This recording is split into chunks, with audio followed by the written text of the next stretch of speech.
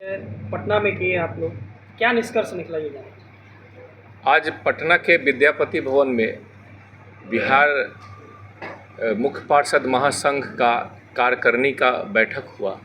इस बैठक में जो सबसे पहले हम लोगों ने जो संघ के खिलाफ, मुख्य पार्षदों के खिलाफ जितने भी तानाशाही के साथ जो अधिकार का हनन किया जा रहा है, उसी के खिलाफ हम लोगों ने आज ये बैठक की थी। बिहार सरकार के द्वारा नगरपालिका अधिनियम 2007 में बार बार जानबूझ के इस संस्था को कमज़ोर करने के लिए जो अमेंडमेंट किया जा रहा है, उसी के खिलाफ हम लोगों ने एक आवाज़ उठाने के लिए एक प्लेटफॉर्म तैयार किया है। और आज इस महासंघ में एक निर्णय लिया गया कि इसमें अध्यक्ष, सचिव, कोषाध्यक्ष का चुनाव किया गया और साथ में कोर कमेटी का भी गठन किया गया है। और हम लोग सब एक साथ मिलके बिहार सरकार के खिलाफ जो भी हमारे नियम में संशोधन करके हमारे अधिकारों का हनन करेंगे, उसके खिलाफ हम लोग माननीय उच्च न्यायालय में जाकर उसका विरोध करने का निर्णय लिए हैं। और साथ में ही जितने भी हमारे सक्षम पदाधिकार हैं, माननीय मंत्री जी, मुख्यमंत्री जी, उप मुख्यमंत्री जी, सभी से मिलके जो भी मुश्किलें आ रही हैं संघ में, उनको एक साथ हम लोग मिलके लड़ने का निर्णय लिए। और साथ में जिन मुख्य पार्षदों को प्रताड़ित किया जा रहा है, हर एक ज़िले में लगभग 10 निकाय हैं और उसमें से 4-5 निकाय ऐसे हैं जो कि समस्याओं से जूझ रहा है। उसमें स्थानीय विधायक, स्थानीय सांसद और कहीं कहीं कार्यपालक अकेले ही प्रताड़ित कर रहा है। तो उन सब के खिलाफ भी हम लोगों ने यहाँ पे आज फैसला लिया है कि जब भी कोई संकट में होगा तो पूरा संघ उनके साथ रहेगा और उनके लिए हम लोग केस भी साथ में लड़ेंगे। आज जो है किन्हें अध्यक्ष, उपाध्यक्ष बनाया गया जाना चाहिए? आज अध्यक्ष के रूप में अररिया के जो नगर परिषद अररिया के अरवल के जो प्रतिनिधि हैं, मतलब अरवल के जो मुख्य पार्षद हैं, उनको बनाया गया है अध्यक्ष। और सचिव के रूप में मोतीपुर नगर परिषद, जो कि मैं शिवम कुमार राघवेंद्र राघव, उनको बनाया गया सचिव। और कोषाध्यक्ष, संघ के कोषाध्यक्ष के रूप में सैफ अली हैं, नगर परिषद नगर पंचायत माधोपुर सुस्ता, उनको बनाया गया। पार्षदों को स्थायी समिति में बढ़ता नहीं मिलता, मेयर की मनमानी, क्या कहिएगा अजय जी? पार्षदों को जो नगरपालिका अधिनियम 2007 में जो अधिकार दिया गया है, उसमें कहीं से हनन नहीं किया जाता है। अगर पार्षद अपना अधिकार पढ़ ले तो उसमें से उनका अधिकार का हनन नहीं होता है। सरकार ने जितना अधिकार दिया है उतना अधिकार उनके पास है, उससे ज़्यादा किसी, आप ये जान लीजिए कि ये जो नगर निकाय हैं उसमें सभापति या अध्यक्ष का कहीं से अधिकार नहीं है किसी का हनन करने का। जो भी हनन का काम करता है या तो बिहार सरकार करता है और नहीं तो कार्यपालक अधिकारी करता है। सरकार के संज्ञान में तो ये बातें हैं कि कहीं ना कहीं आप लोग के साथ प्रताड़ना हो रही है, लेकिन इसके बाद भी जो है सरकार अनदेखा कर रही है। इस पर क्या कुछ कहना चाहिए? ये अभी जो सरकार चल रही है, बिहार सरकार, वो पूरी तरह से इलेक्शन मोड में आ गई है।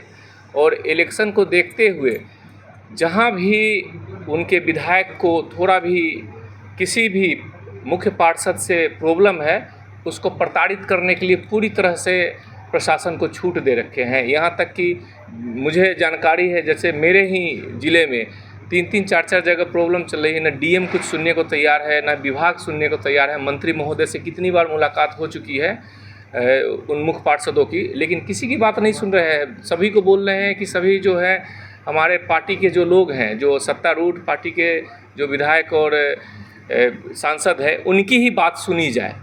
और इसीलिए ये चुप है। उनको भी मालूम है, विभाग में भी मालूम है सभी लोगों की गलत किया जा रहा है। और मुख्य पार्षद को प्रताड़ित करने के लिए अलग अलग तरीक़ों से मीटिंग न करने के आरोप लगाकर पदमुक्त कर दिया गया है अभी रक्सौल में, जबकि उन्होंने स्पष्टीकरण में सारा एविडेंस दिया, उसको भी नहीं माना गया। तो ये पूरी तरह से एक तानाशाही चल रही है, हिटलरशाही चल रही है। नगर निकाय की जो स्थापना की गई थी संविधान के संशोधन 75वां के द्वारा, और 74वां के द्वारा, तो उसको पूरी तरह से हनन किया जा रहा है और इसके लिए हम लोग पूरी तरह से कानूनी तौर पे लड़ने के लिए तैयार हैं और हमारे पास कानून विशेषज्ञ भी हम लोगों ने अपने संघ में जगह दिया है। आज इस बैठक में कहीं ना कहीं एक बड़ी जिम्मेदारी आपको भी दी गई है उपाध्यक्ष पद पे, तो अब जो है इस जिम्मेदारी को हम कैसे निर्वाह करेंगे इसके बारे में? सचिव जी, मैं अपने तरफ से बराबर संघ के जितने भी लोग हैं उनसे उनकी समस्याओं को समाधान करने के लिए हम लोग पूरी तरह से हर एक समय सजग रहेंगे और जिनके पास भी समस्या हो जाएंगी उनको हम लोग मदद करने के लिए तैयार है। और सबसे बड़ी बात है कि एक आज जो है एक परिवार की तरह ये संघ बैठा है, मुख्य परिषद संघ, और ये परिवार हर एक महीने मिलने की बात की है। और इसी प्रकार अगर किसी की भी समस्या होगी, आज अगर आप 25-30 लोग देख रहे हैं यहाँ पे, आने वाले समय में ये 100-200 होते हुए आपको दिखेगा। आगामी विधानसभा चुनाव भी है, क्या कुछ कहना चाहेंगे सरकार को? क्या कुछ सरकार की तरफ से तो ये वार्निंग है महासंघ की तरफ से, मुख्य पार्षद महासंघ, क्योंकि जितने भी 261 नगर निकाय हैं, अगर 261 नगर निकाय के लोग अगर ठान ले, जो मुख्य पार्षद अगर ठान ले, तो जो सरकार में अभी है उनको धूल चटा सकती है। अगर हमारे अधिकारों का हनन किया गया तो हम लोग एकजुट होकर सरकार विरोधी वोट करेंगे। आज के बैठक में जो प्रमुख मांग में था कि नगर निकाय में वार्ड पार्षद, उप सभापति और सभापति अध्यक्ष के लिए नगर निकाय के जितने भी जनप्रतिनिधि हैं सबका मानदेय जो है उसको बढ़ाया जाए। 1000 रुपया वार्ड पार्षद को दिया जाता है नगर पंचायत के, वो कहीं से भी सम्मानजनक नहीं है। तो उसके लिए हम लोग पूरी तरह से सड़क पे उतरेंगे, अधिकार में हनन कर रहे हैं उसके खिलाफ सड़क पे उतरेंगे। नगर पंचायत के अध्यक्षों को गाड़ी की सुविधा नहीं दी गई है, जबकि उप सभापति जो नगर परिषद के हैं उनको ये सुविधा दे जा चुकी है, क्योंकि जो सत्ता में कुछ जनप्रतिनिधि हैं उन लोगों के दबाव में किया गया, लेकिन जो संघ जो चाहती है उसके हिसाब से काम नहीं हो रहा है। तो इन सब मुद्दों पे सुरक्षा के लिए ना ही बॉडीगार्ड दिया गया और न ही हथियार का लाइसेंस के बारे में जो आश्वासन दी थी पिछले मंत्री जी ने, वो भी अभी तक नहीं किया गया। सबसे बड़ी बात, संशोधन करके हर एक साल हम लोग का अधिकार का हनन किया जा रहा है।